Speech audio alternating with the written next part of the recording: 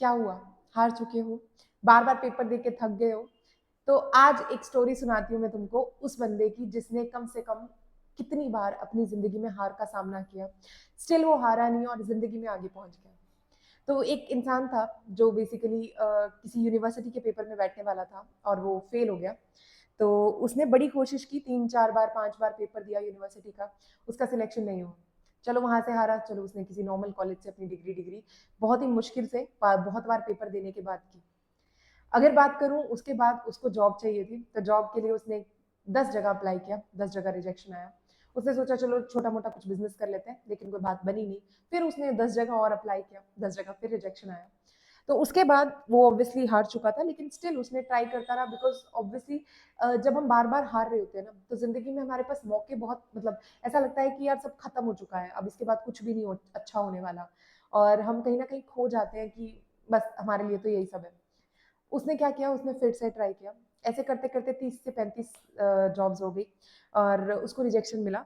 एक बेसिकली वो एक फूड चेन की उसमें फूड चेन की जॉब के लिए भी गया था। तो वहाँ पे भी जब उसने अप्लाई किया, तो वहाँ पे उसने अप्लाई किया 30 लोग गए थे, 30-35 लोग गए थे, 30 लोग गए थे।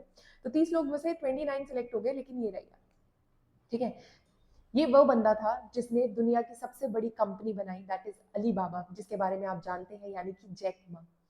अगर वो इंसान उस टाइम पे इतनी बार मेहनत कर सकता था और उसकी जो एज थी, एज भी कोई बहुत जल्दी उसको नहीं मिल गई सक्सेस, उसको काफ़ी मेहनत करनी पड़ी, काफ़ी लेट उसको सक्सेस मिली।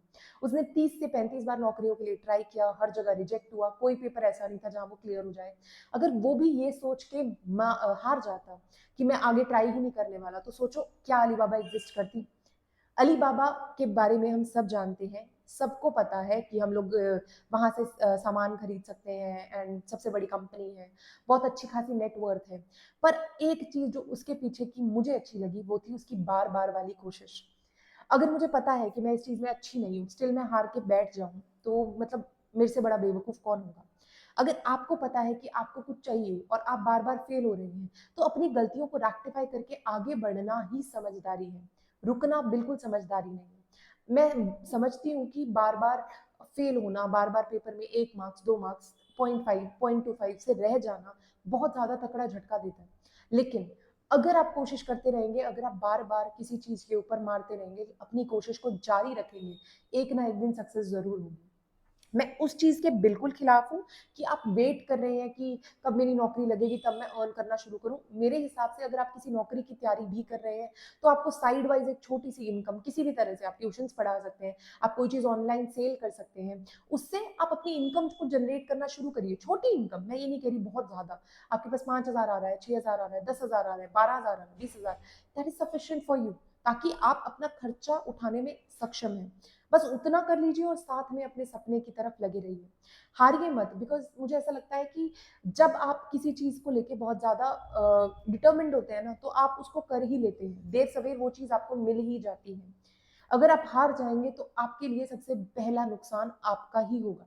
देखिए, अभी बुरा लगता है कि हम पेपर की तैयारी कर रहे हैं और हमारे साथ वाले बहुत एन्जॉय कर रहे हैं। रिश्तेदार टॉन्ट मार रहे हैं, लोग बोल रहे हैं, लोग बातें कर रहे हैं, पर ना लोग, ना रिश्तेदार, ना कोई और आपके साथ कभी खड़ने वाला है। आपकी मजबूरी, आपकी ज़रूरत, आपकी कहते हैं ना सबसे मुश्किल टाइम में कोई भी नहीं खड़ा हुआ दिखेगा आपको साथ। आपको एक एक दिन का खाना भी चाहिए होगा ना, जिन लोगों की बातों का आप पे बहुत असर होता है ना, उनसे खाना माँगेंगे ना एक दिन का, वो नहीं देंगे। सो अगर वो आपको खिला नहीं सकते हैं, आपके लिए कोई फ़ायदे में नहीं है, कोई हे हेल्प ही नहीं है उनकी आपकी ज़िंदगी में, कोई ज़रूरत ही नहीं है उनकी आपकी ज़िंदगी में, तो उनका ओपिनियन इतना मैटर क्यों करता है? मैं अगर बात करूँ मैंने ये स्टोरी भी इसलिए सुनाई क्योंकि मुझे ऐसा लगता है कि बहुत सारे ऐसे बच्चे हैं जो मेरे कमेंट सेक्शन में भी नेगेटिव कमेंट्स करते हैं, इसकी तो एक ही वैकेंसी है, मैं इतने टाइम से ट्राई कर रहा हूँ, मेरा तो हुआ नहीं, अब कैसे हो जाएगा? बिल्कुल होगा। देखो कोशिश छोड़ना बेवकूफ़ी है और एक और चीज़, हर चीज़ का बैकअप होना चाहिए। बैकअप होना मतलब कि अगर आपको पता है कि आपने सरकारी नौकरी चाहिए, अब सरकारी नौकरी का प्रोसेस है, आपकी किस्मत अगर अच्छी है तो देखिए फर्स्ट टाइम में भी लग जाएगा, लेकिन अगर नहीं लग रहा है, अगर किस्मत नहीं साथ देती मेहनत तो देगी, लेकिन उसको वक़्त लगेगा। तो अगर वक़्त लग रहा है तो एक साइड इनकम ज़रूर जनरेट कीजिए। कभी भी ऐसे फ़ोकस करके मत चलिए कि मैं तो यही करूँगा, इसके अलावा तो मुझे कुछ दिखाई ही नहीं दे रहा। अगर आपके पास एक साइड इनकम होगी ना, तो आप रिलैक्सफुली पढ़ सकते हैं, अपनी तैयारी कर सकते हैं। जिनके पास सोर्सेज है उनको इसकी जरूरत नहीं है, लेकिन जिनके पास सोर्सेज नहीं है, जो बहुत ज्यादा परेशान है, उनके लिए ये बहुत जरूरी है। मैं अपने चैनल के माध्यम से हमेशा यही चाहती हूँ कि आप तक सही चीज, सही इंफॉर्मेशन सही टाइम पे पहुंच जाए, ताकि आपकी तैयारी में भी बेटर हो और आप अपनी लाइफ में वहां पहुंच सके जहां पहुंचने का सपना भी आप लोग नहीं देखते हैं। तो उन चीजों को हम यहाँ कवर करते हैं। यहाँ पे मैं अगर अपनी बात करूँ तो मैं एक टीचर हूँ, और मुझे बहुत बार बोला जाता है कि तुम जाके जॉब कर लो, तुम ये कर लो, तुम वो कर लो। देखो, मेरा सपना है तो मैं तो अपने सपने की तरफ काम करूंगी। हारूं जीतूं, जो मर्जी है, वो एट लास्ट काम मेरा यही होगा। और मैं चाहूंगी कि अगर आप भी जिंदगी में कहीं ना कहीं हार रहे हैं, तो वो चुनिए जो आपको खुशी देता है। वक्त लगेगा, लेकिन आप अपनी डेस्टिनेशन तक टाइम से पहुंच जाएंगे। अगर आपकी जिंदगी में भी ऐसा है ना कि कई बार ऐसा लगता है कि you are just lonely, have 2 to 3 friends. Friends शायद आपकी मुश्किल में खड़ जाएं, लेकिन मेरी मानिए कि लोग, रिश्तेदार जो आपके बारे में गलत बोलते हैं, ये कभी नहीं खड़ने वाले। आई टू हैव 2 to 3 फ्रेंड्स। जब भी मैं जिंदगी में कभी फेल होती हूँ, तो किसी और को पता हो ना हो, लेकिन उन तीनों को पता होता है, 2-3 लोग हैं जो मेरी जिंदगी में, उनको पता होता है। उससे कुछ नहीं होता। They are only people who don't जज मी। तो अगर आपके पास भी ऐसे कुछ दोस्त हैं, मैं उनका नाम जरूर चाहूंगी कमेंट सेक्शन में। ऐसे कौन से लोग हैं जो आपको कभी जज नहीं करते? आप गिरे उठे, संभल जाएं, फिर भी वो आपको जज नहीं करते, अगर आपकी गलती हो तो भी। तो ऐसे कुछ लोग जिंदगी में होना जरूरी है, रादर देन ऐसे लोग जो आपको 24 घंटा ये बोलते रहे, ऐसे मत कर, वैसे कर ले, ऐसे मत कर, वैसे कर ले।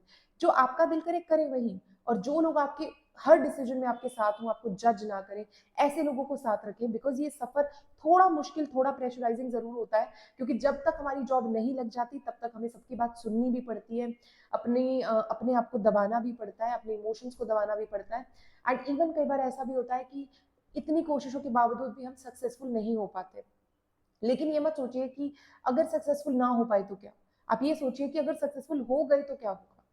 सो if you are preparing for something in life, कोई बड़ी चीज के लिए आप प्रिपेयर कर रहे हैं, देर सवेर वो हो जाएगी। तो आप अपनी मेहनत को कभी भी इस चीज से अफेक्ट मत करिए कि लोग क्या कह रहे हैं, आसपास क्या हो रहा है, आप फेल हो गए, आगे कैसे बढ़ेंगे। इन चीजों से आपकी मेहनत बिल्कुल इफेक्ट नहीं होनी चाहिए। तो आपके पास मौके बहुत सारे हैं, अपने आप को तैयार कीजिए एंड इस जंग में लगे रहिए, क्योंकि हारना ऑप्शन में है ही नहीं। आपके पास सिर्फ एक ही ऑप्शन है जिंदगी में, दैट इज जीतना। और जीतने के लिए हम आपके साथ खड़े हैं, और आप अपनी तैयारी को मजबूत बनाइए। All the very best.